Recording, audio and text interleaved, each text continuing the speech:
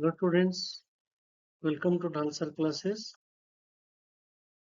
Today we'll discuss S.F. Nadel, one of the important anthropologists who has given the idea of the social structure. Theory of social structure या सामाजिक संरचना की जो सिद्धांत है, S.F. Nadel ने क्या कहा उसको आज डिस्कस करेंगे. S.F. Nadel basically born in Vienna, but most of the academic career he spent in England, and he was associated with Malinowski, studied with Malinowski. He was trained in psychology and music, but his main contributions were part of Sudanese ethnography.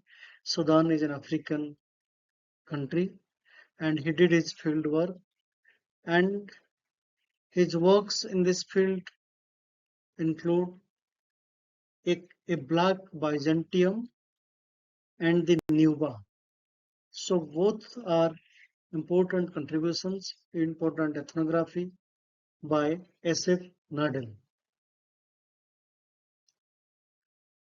S.F. Nadel की जो important books हैं, जैसे कि मैंने कहा, ये Black Byzantium, The Kingdom of Nupe in Nigeria, The Foundations of Social Anthropology, Nupe Religion,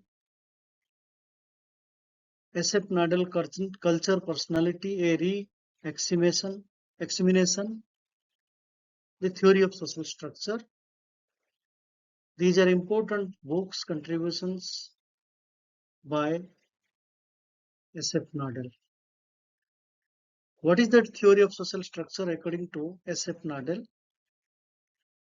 उनकी जो बुक था थ्योरी ऑफ सोशल स्ट्रक्चर, जो पोस्टमसली उनके मरने के बाद पब्लिश हुआ था, he wanted to understand that how the concept of society can be viewed from two different angles. दो तरीके से समाज को देखने की चाहते हैं. एक ह्यूमन एक्शंस, जिस माध्यम से हम किनशिप या इकोनॉमी को समझते हैं, और एक ह्यूमन जो ग्रुप्स है उसमें फैमिली और क्लान्स की बात करते हैं. What is that important part? That how society is understood from the actions of the individual to understand the kinship and economy, and society is also understood from the groups, जिसको हम कहते हैं family या clans के हिसाब से हम समझते हैं. that सोसाइटी को ये दो तरीके से नाडल बताना चाहते हैं. He also says that there are some social and cultural facts which fall outside the social and cultural scale. वो भी कहते हैं कि कुछ सामाजिक और सांस्कृतिक तथ्य है जो समाज और संस्कृति की व्यवस्था से अलग है, हट के रहता है. So that means the idea of society is understood from the idea of Nadel, that how there are certain things, certain facts which are out of the schemes. एक सामाजिक व्यवस्था से अलग तरीके से भी सोसाइटी को समझने की प्रयास. So this idea has a relationship with that how the action is autonomous. Why? Because there are certain actions which is not always controlled by the social structure. इसीलिए उसको कहा जाता है ये ऑटोनोमस. हमेशा किसी आधार पर या किसी एक्सटर्नल इम्पोजिशन से वो प्रभावित नहीं होता है. तो ह्यूमन एक्शन कभी कभी ऑटोनोमस तरीके से जो सोसाइटी को सोशल स्ट्रक्चर को रिफ्लेक्ट करता है. And also Nadel accepts the view that how the social structure is still in a sense on trial. इसको ट्रायल क्यों कहते हैं? वो कहते हैं सोशल स्ट्रक्चर को हम बना रहे हैं और इसकी परफेक्शन की बात नहीं हो रही, कंटिन्यूस की बात हो रहा है. That we are in a process of creating a social structure. तो ये जो ट्रायल शब्द का यहाँ पे ये सिग्निफिकेंस ये है कि किस तरीके से सामाजिक संरचना एक कंटिन्यूअस प्रोसेस में हमारी एक्शन के माध्यम से बन रही है. So that means social structure is not static, social structure is not absolute, social structure is not complete. So it is a sense of trial that S.F. Nadel views on social structure. Nadal also emphasized that how the social structure based on network of social relationship. ये जो relationship की बात करते हैं, ये relationship society के जो social structure के जुड़ा हुआ और एक पैटर्न भी है, और जो एक इंस्टीट्यूशनलाइज्ड वैल्यूज और एथिक्स को भी या रूल्स को भी फॉलो करता है, और इस इंटरेक्शन के माध्यम से हम सोशल स्ट्रक्चर को समझता है. So any social structure is existing on the basis of the social relationship, and that is network. Different social relationship के network से social structure को समझते हैं according to Nadal. और हर जो social structure के साथ जुड़ा हुआ जो relationship और हमारे जो interaction, ये हमारी सोसाइटी की पैटर्न को बताता है, और पैटर्न की तरीके से हम अपनी रोल को, हम अपनी इंटरेक्शन को भी जस्टिफाई करते हैं. So that means Nadal clarifies that structure indicates that how it is invariant in terms of the total structure, whereas the parts are variable. तो बेसिकली Nadal की जो आइडिया था, जो स्ट्रक्चर अकेले एक एब्सोल्यूट स्ट्रक्चर नहीं है, उसके अंदर बहुत सारे पार्ट्स हैं. सामाजिक संरचना को अगर हमें देखना है तो उसके अंदर बहुत सारे पार्ट्स हैं, और ये जो टोटल स्ट्रक्चर इतना वेरिएबल नहीं है कंपेयर टू द पार्ट्स. तो पार्ट्स को अगर समझना है तो उसके अंदर जुड़े हुए different parts which creates the total structure. So total structure is not variant compared to the parts. तो अगर आप कहेंगे relatively more variable the parts compared to the total. So that means the idea of structure is important when we understand the different parts of the structure. According to Nadal, there are three elements of society. One is a group of people. This is one. Second, institutionalized rules according to which the members of the group interact. And third, an institutionalized pattern or expression of the interactions. तो एक तो समूह की बात करते हैं, जो group या पीपल की बात करते हैं. सेकंड तरीके से कहते हैं एक व्यवस्थित रूप में कुछ रूल्स बना हुआ है, कुछ कायदा कानून बना हुआ है, उस आधार पर डिफरेंट मेंबर्स इंटरेक्ट करते हैं. फिर हमारे इंटरेक्शन को एक इंस्टीट्यूशनलाइज्ड पैटर्न, एक व्यवस्थित रूप में उसको एक्सेप्ट किया गया है. So that means the institutionalised rules और patterns is not dynamic in the sense relatively stable है, because it cannot change easily. तो अगर समाज को व्यवस्थित बनाना है तो हमारे पास जो इंस्टीट्यूशनलाइज्ड रूल्स है वो कंपैरेटिवली चेंज नहीं होती है आसानी से. So these rules determine the status and the rules of the individuals. हमारी positions as an individual human being, ये रूल्स जो इंस्टीट्यूशन के माध्यम से दिया हुआ हमको और हमारे व्यवहार को जस्टिफाई करता है. फिर उसी माध्यम से हम इंस्टीट्यूशन को या सोशल स्ट्रक्चर को एक ऑर्डरली बनाने में सक्षम हैं. So that means there is an order among this rules and status which is given on the basis of that how we as human being have a orderly arrangement.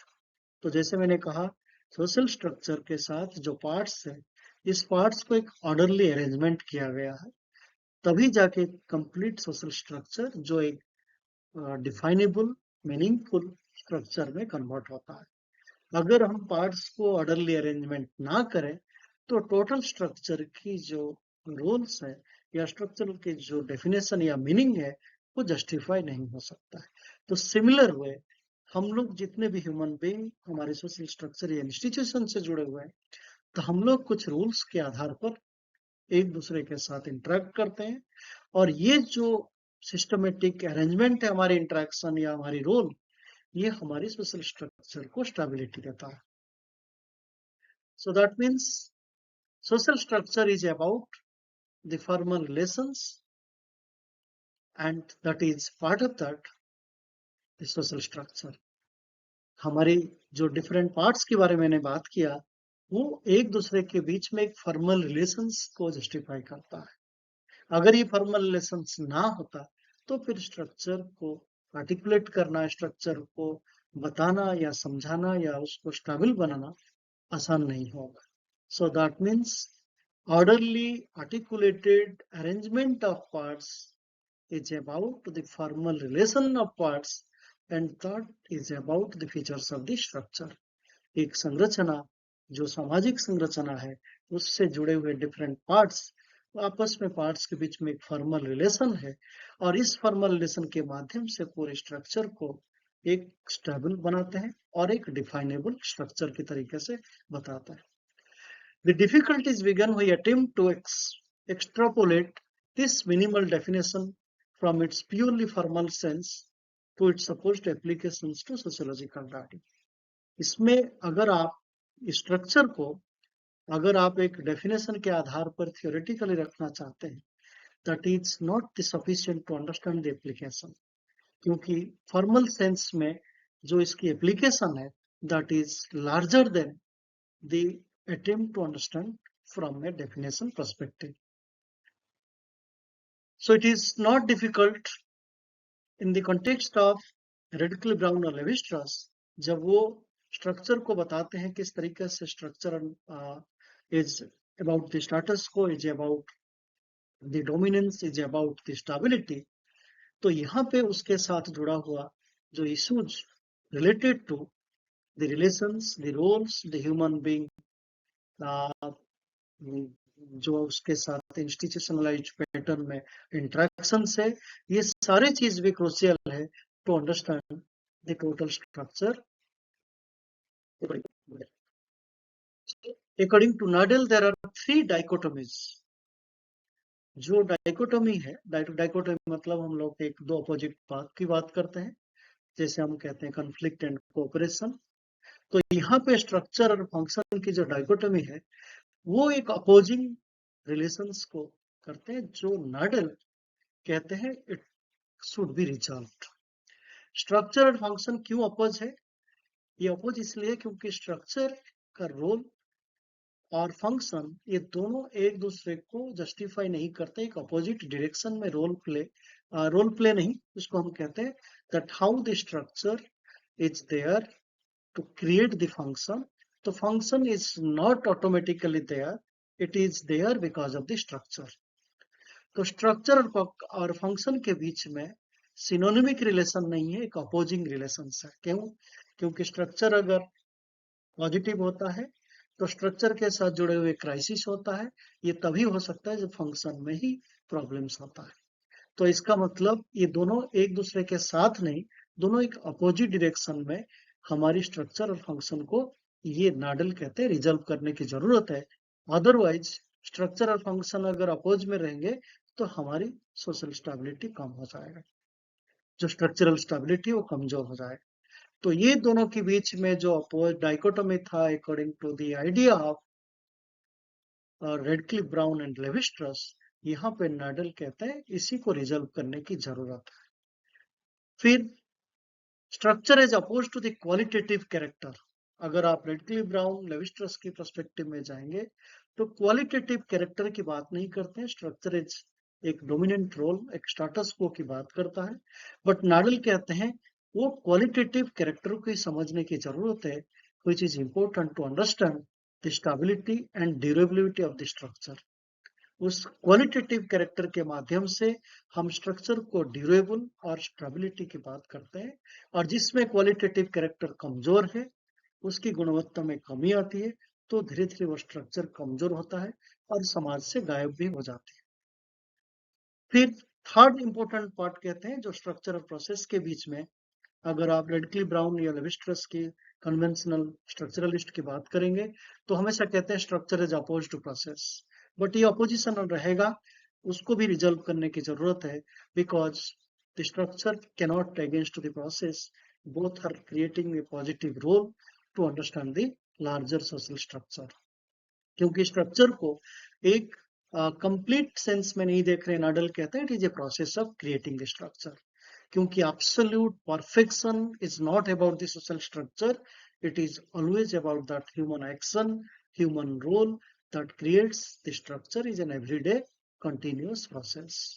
तो इस process and structure दोनों एक continuous human actions की representative तरीके से, human actions की एक outcome की तरीके से देखा जाए, ना कि एक दूसरे के खिलाफ या डाइकोटोमी तरीके से देखा जाए।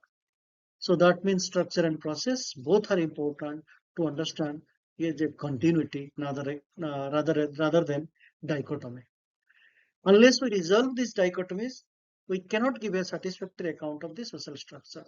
ये तीन चीज जो स्ट्रक्चर और function, structure with qualitative character, structure with process, ये तीनों को अगर हम डाइकोटोमी में देखें, अपोजिट डायरेक्शन में देखें, तो फिर स्ट्रक्चर को हम सही तरीके से नहीं समझ पाएंगे। एक कंटिन्यूम देखना है। So that means structure and function are continuum process. Structure and qualitative character is a continuum. Structure is also continuum to the process. So thus, the idea of Nadel, we give importance that how the network, the concrete population, the relationship, and the actors, the human beings, the role play is important to understand that how the structure of the society is part of the population structure and behavior. तो एक जनसंख्या और उसके साथ जुड़े हुए लोगों के बिहेवियर को लेके उसके साथ जुड़ा हुआ एक नेटवर्क, जो कम्युनिकेशन, जो पैटर्न, वे ऑफ कम्युनिकेशन, ये सारे रिलेशंस को लेके हम स्ट्रक्चर ऑफ सोसाइटी को समझते हैं। Thank you for watching Dhalsar classes.